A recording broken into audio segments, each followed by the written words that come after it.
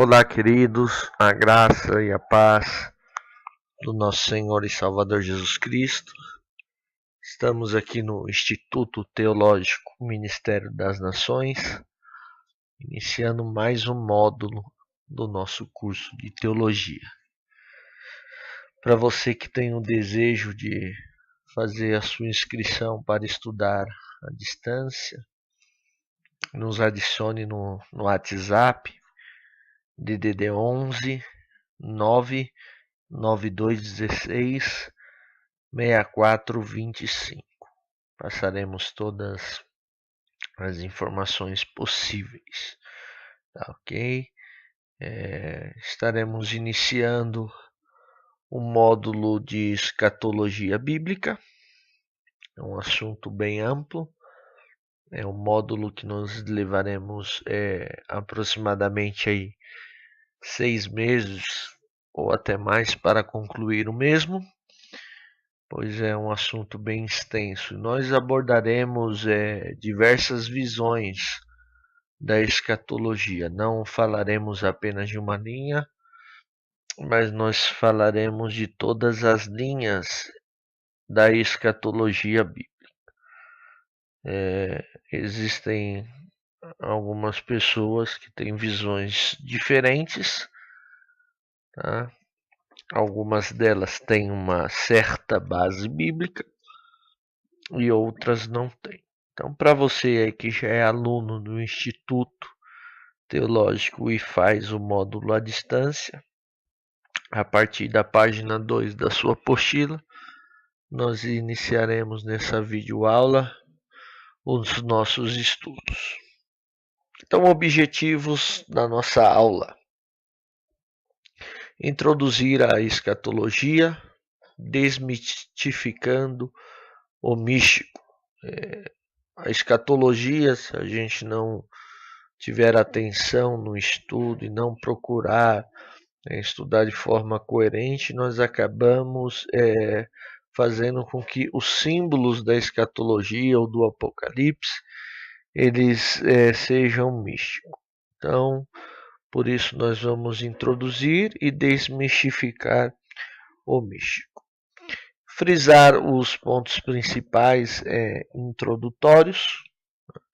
Uma forma interessante que nós vamos estudar a escatologia no ITMN é que nós abordaremos todo o livro do Apocalipse, e aí nós abriremos os parênteses a respeito de grande tribulação, de anticristo, de arrebatamento da igreja, onde puxará outros livros do contexto bíblico, tá? Livros proféticos que falam a respeito deste assunto. Então vamos lá, 2 pontos interessantes para desmistificar o místico.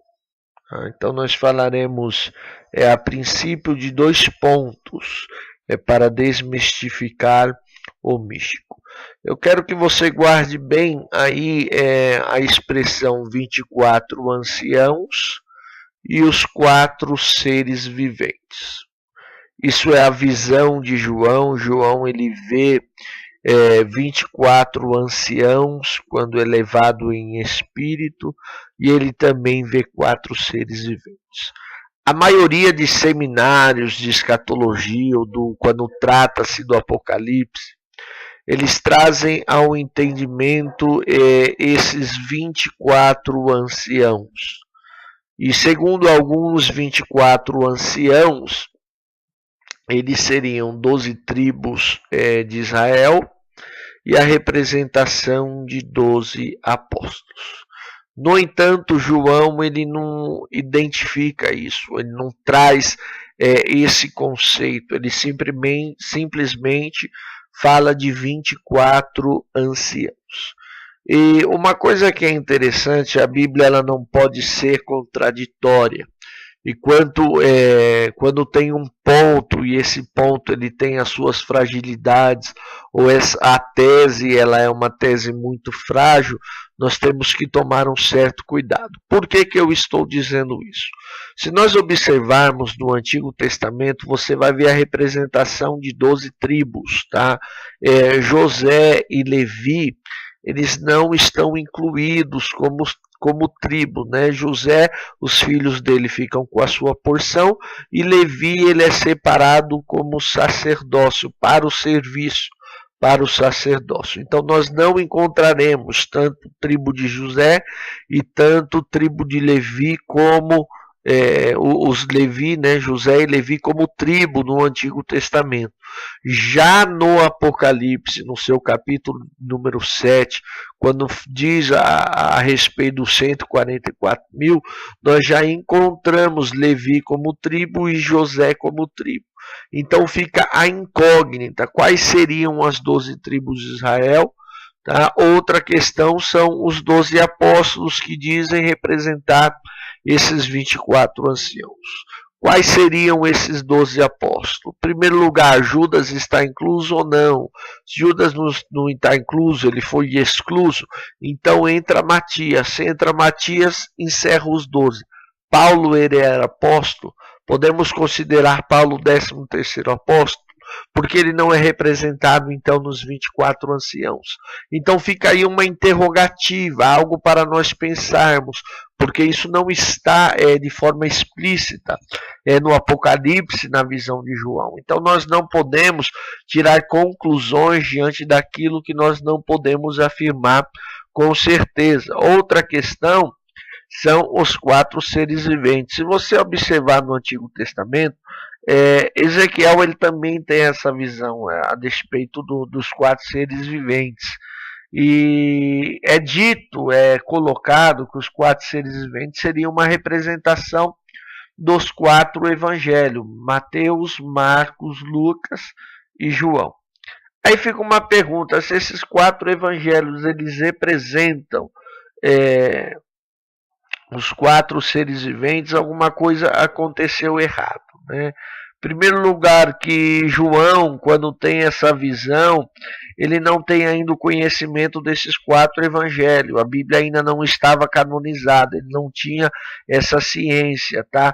Existia um outro evangelho que hoje são considerados como evangelho apócrifo, porque alguns dizem não ter uma certa inspiração, como por exemplo o Evangelho de Pedro.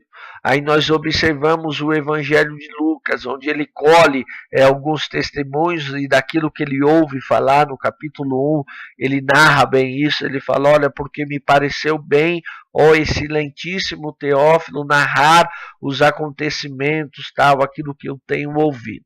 Então, a gente não vê uma total inspiração do evangelista Lucas. Então, é algo que tem se tornado místico, que nós colocamos como representação, sendo que não existe uma clareza no contexto bíblico a despeito desse assunto. Então, nós temos que tomar muito cuidado quando nós estamos estudando a escatologia bíblica, quando nós estamos estudando o Apocalipse, para fazer afirmações irreais diante de símbolos que não estão explícitos dentro de um contexto bíblico. Tá? Então, o que podemos afirmar e o que não podemos afirmar. Tá, ok? Antes de entrar nesse ponto, existem coisas que nós podemos afirmar diante do Apocalipse. Apocalipse, capítulo de número 3, ele narra o contexto da igreja de Filadélfia, né? E algo interessante é quando ele fala assim, e isso diz aquele que tem a chave de Davi, que abre e ninguém fecha, e fecha ninguém abre. Isaías capítulo número 25 fala a despeito desse lugar, dessa chave de Davi, Eliaquim, o sumo sacerdote, que tinha acesso ao lugar de tesouros escondido, e ele possuía a chave de Davi. A chave de Davi, ela abre a porta onde está o tesouro escondido. Então são coisas que nós podemos entender e compreender. Aquele que tem os 7 Espíritos de Deus, Isaías capítulo 11, versículo 2, a Bíblia fala da multiforma da atuação do Espírito Santo de Deus. Isaías capítulo 11, versículo 2. Aí nós entendemos o que são os 7 Espíritos de Deus. Então existem coisas no Apocalipse, na escatologia, que nós podemos afirmar. E existem coisas que são simbólicas e que nós não podemos afirmar. Ao estudar a escatologia, você encontrará alguns dizeres como este. Tá? Cuidado com o livro de Apocalipse. Você está começando agora na fé e não deve ler este livro. Apocalipse é muito difícil. Só os pastores, teólogos, professores e escatólogos podem ler e explicar o Apocalipse. É preciso ir a um seminário para estudar o Apocalipse. Tá? Breves palavras são essas que têm um lado verdadeiro e um lado exagerado. O verdadeiro trata-se de um estudo cauteloso. Tá? Isso é uma verdade. Nós precisamos estudar o Apocalipse e a escatologia com cautela. Sempre com cautela, tá?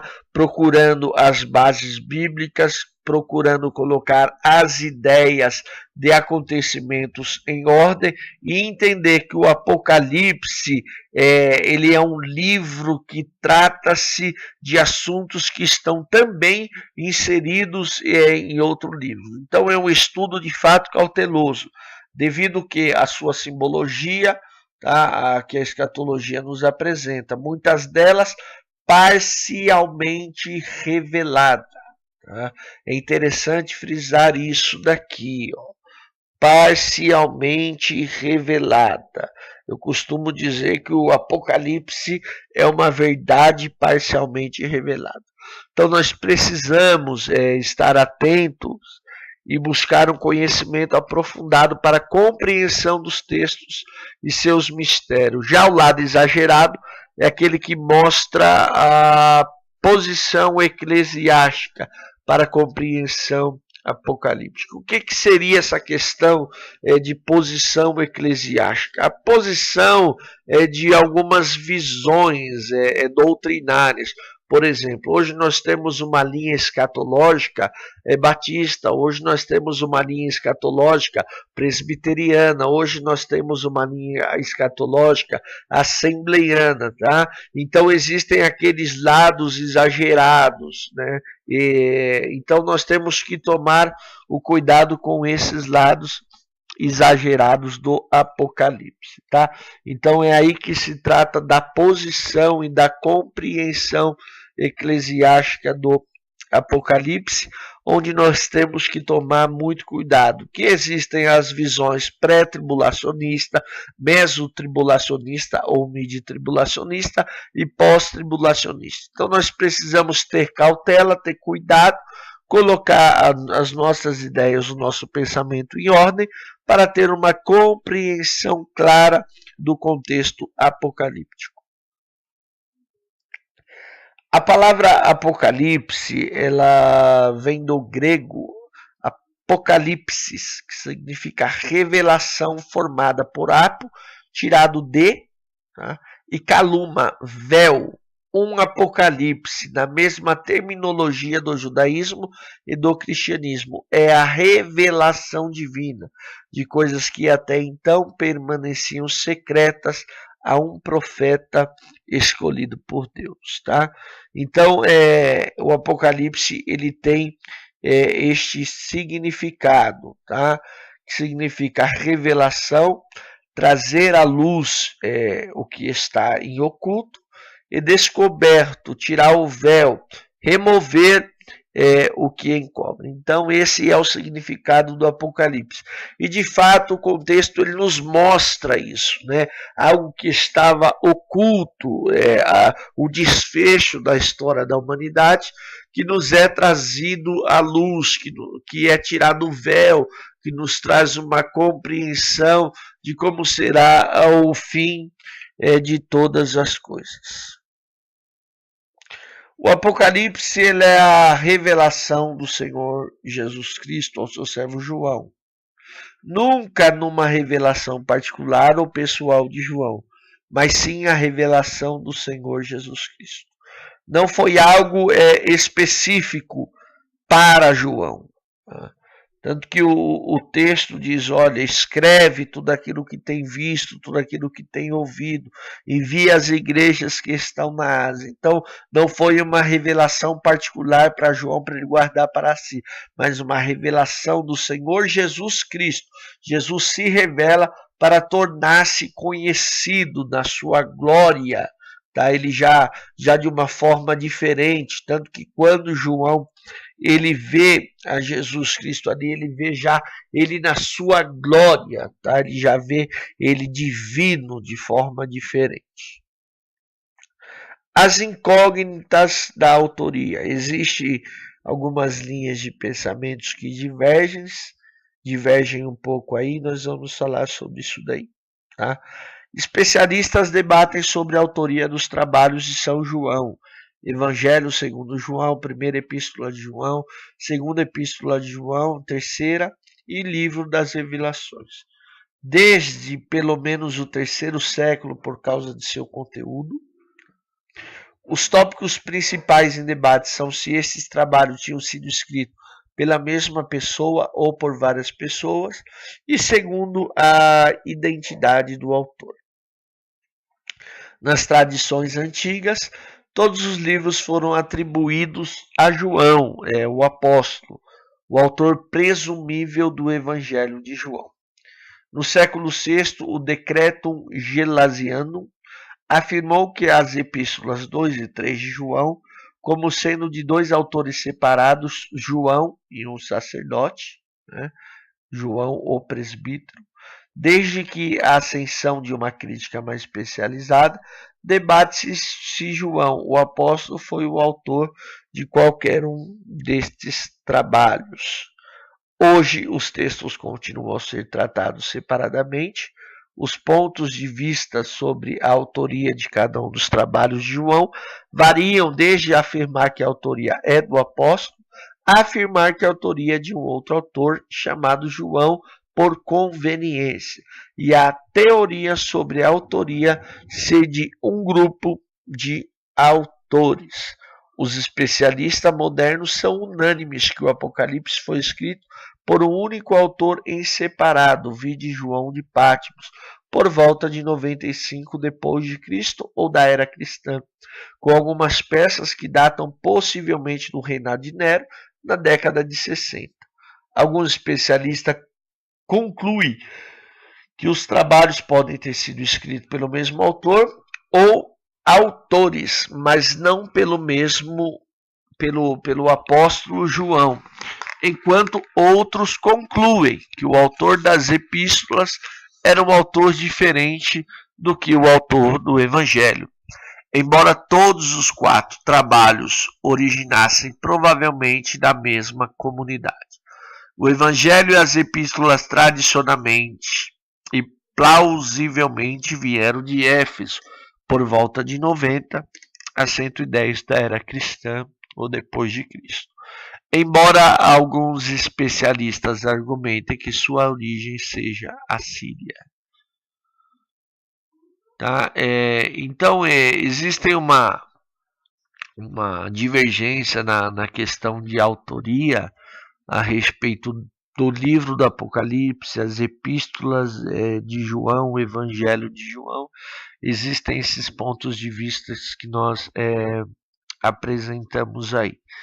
E uma outra coisa que dizem que o tempo do Apocalipse, né, você pode ver nessa imagem, né, onde eu estou mostrando o cursor, por volta de 95 depois de Cristo, ou 95 da era cristã.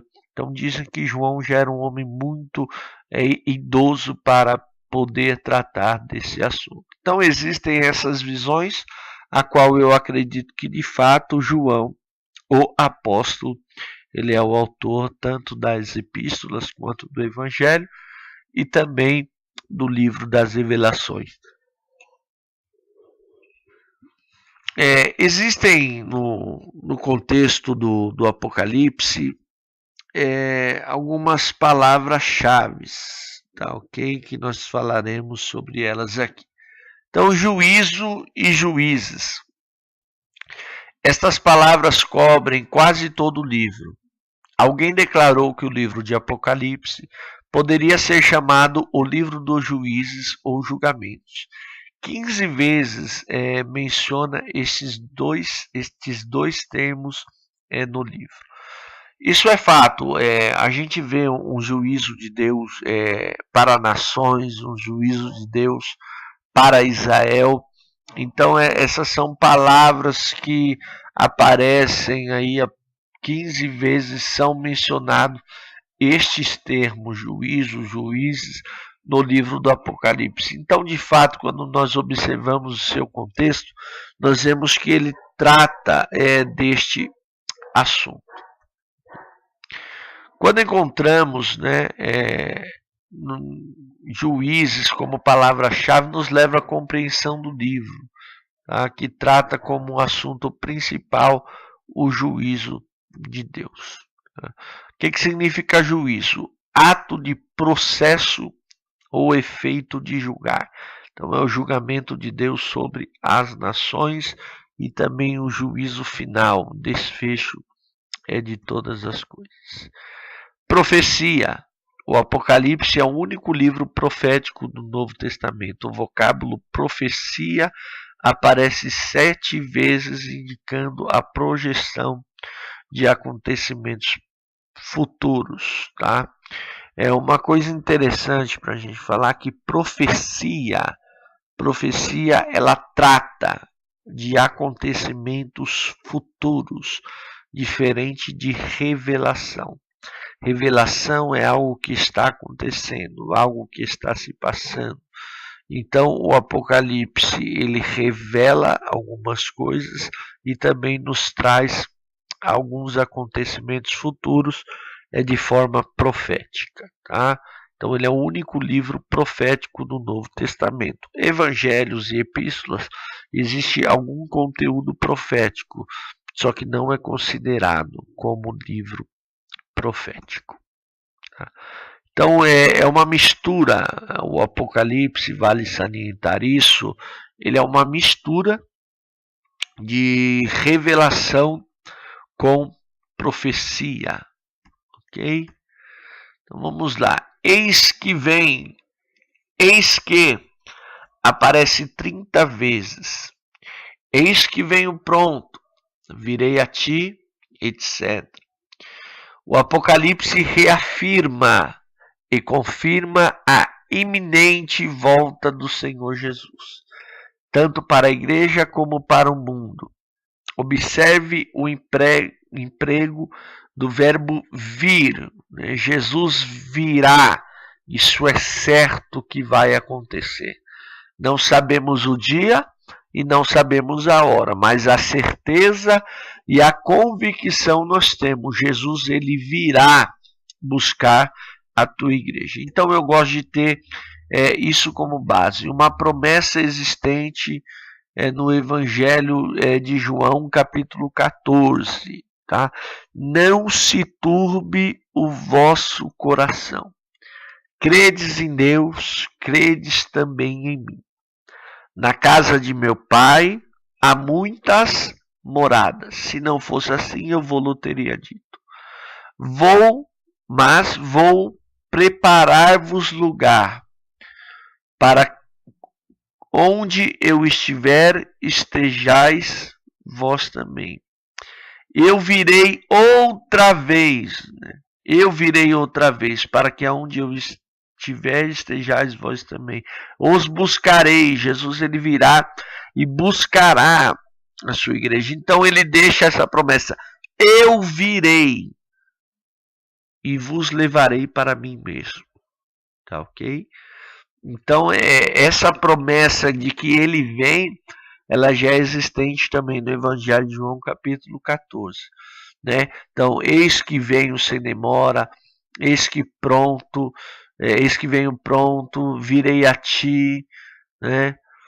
Então, de forma profética, uma promessa aí que aparece cerca de 30 vezes aí no Apocalipse. Testemunha.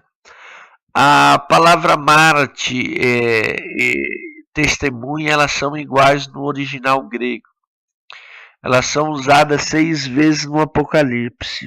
Os termos testemunho e testificar aparecem 12 vezes. Tá?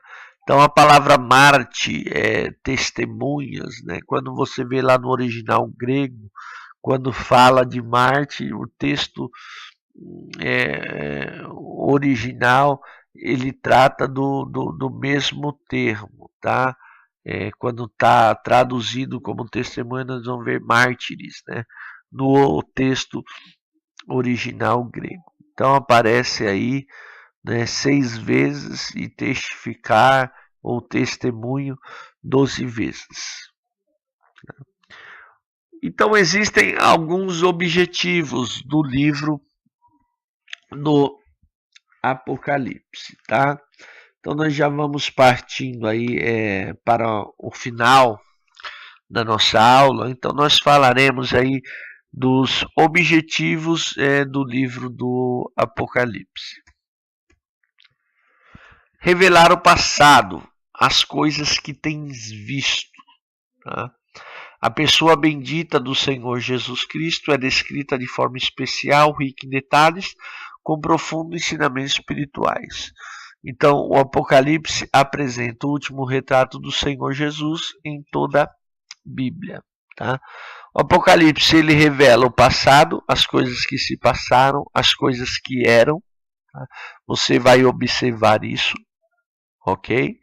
O Apocalipse, ele tem 3 pontos que nós vamos estar falando. O primeiro ponto dele aqui é que ele não trata somente de acontecimentos vindouros, tá? Por isso que eu falei que é uma mistura de revelação como de profecia. Então, o primeiro objetivo dele é revelar o passado, as coisas que tem visto, as coisas que passaram, as coisas que foram, as coisas que eram. Esse é um dos primeiros objetivos, tá ok? Ele retrata, tá? Ele apresenta essa última imagem do Senhor Jesus Cristo em toda a Bíblia, já com o corpo glorificado, tá? Cabelos brancos como a lã, os olhos como chama de fogo, seus pés como latão reluzentes, como se tivessem sido refinados. Da sua espada da sua boca sai uma espada de 2 fios, e a sua voz é como voz de muitas águas. Por que eu estou falando como? Tá?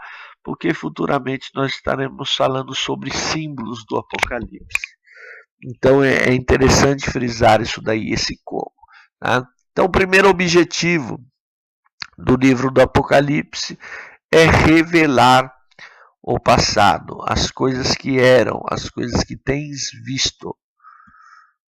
Descrever o presente, as coisas que são. Então João escuta, ele olha, registra, escreve e envia 7 igrejas da Ásia, que representam todas as igrejas em todas as épocas. Nas cartas encontram-se palavras de elogio, de exortação, de promessa. Então, quando ele destina as 7 cartas às igrejas da Ásia, ele está tratando de coisas que são. Tá? Nós temos o exemplo da igreja de Laodiceia, que é a igreja morna, né?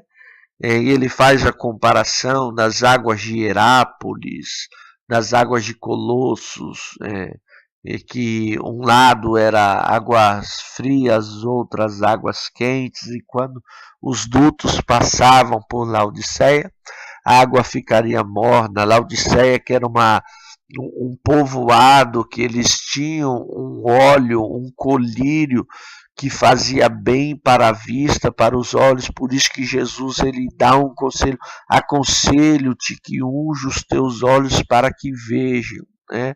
Então trata-se de uma realidade no tempo presente, de algo que está acontecendo. Uma coisa que eu quero frisar aqui, eu quero salientar para você que está assistindo essa aula, que vai trazer uma definição, e nós temos que ter um cuidado com isso na nossa visão escatológica sobre o Apocalipse. Olha, o texto que está aqui, onde está o cursor aqui, ó, representam todas as igrejas em todas as épocas. Isso aqui a gente tem que ter um certo cuidado, tá ok? Isso aqui é uma coisa que nós temos que ter um certo cuidado quando nós falamos do Apocalipse. Será que de fato serve para a igreja de todas as épocas ou não? Isso era específico para as 7 igrejas da Ásia, tá? Então, no decorrer do nosso curso, nós estaremos falando sobre esse assunto, que é de extrema importância para a compreensão da escatologia bíblica ou do Apocalipse. Tá? Então, encontra-se nessas nas cartas palavras de elogio, né? De exortação: tenho porém contra ti, tá ok? Fala-se a igreja de Filadélfia, né, como uma igreja fiel, tá? E nós vemos promessa de Deus também: aquele que vencer, ok? Nós encontramos este termo nesse contexto das 7 cartas às igrejas da Ásia. E por último, projetar o futuro, as coisas que hão de acontecer. Então, a terceira parte do Apocalipse, ela oferece um quadro futuro, tá? Um quadro profético geral do futuro. Então, nós vemos as trombetas, nós vemos os selos, as taças, os anjos, as 2 bestas, o dragão, a grande tribulação, os 4 cavalos proféticos, o milênio, as grandes batalhas, o confronto do bem e do mal, o juízo do trono branco e finalmente novos céus, nova terra e a nova Jerusalém, tá?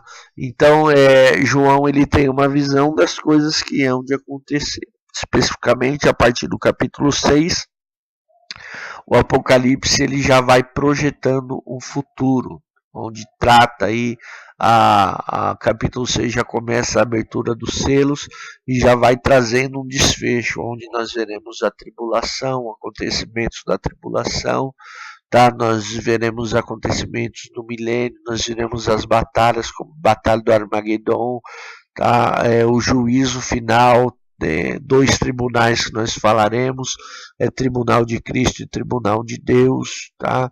A condenação, lago de fogo, que é interessante. Nós vamos apresentar aí o lago de fogo, o que seria um inferno, o que seria a morte, aonde estão aqueles que morreram em Cristo, qual é o destino daqueles que morrem em Cristo. Então nós falaremos aí no Apocalipse, na escatologia, sobre todos esse assunto. Então, o desfecho aqui, as coisas que hão de acontecer, a projeção de um futuro glorioso da igreja e o final, o desfecho de toda a história da humanidade, ok? Então eu espero que você tenha gostado desse vídeo. Se você puder aí, você curta, você compartilhe com seus amigos, se inscreva nesse canal aqui do YouTube, participe aí do nosso curso da modalidade à distância, faça a sua inscrição, ok? Pelo WhatsApp DDD 11, número 992166425, custo totalmente acessível. Você recebe a sua apostila por e-mail e você recebe o acompanhamento também por e-mail das videoaulas, tá ok?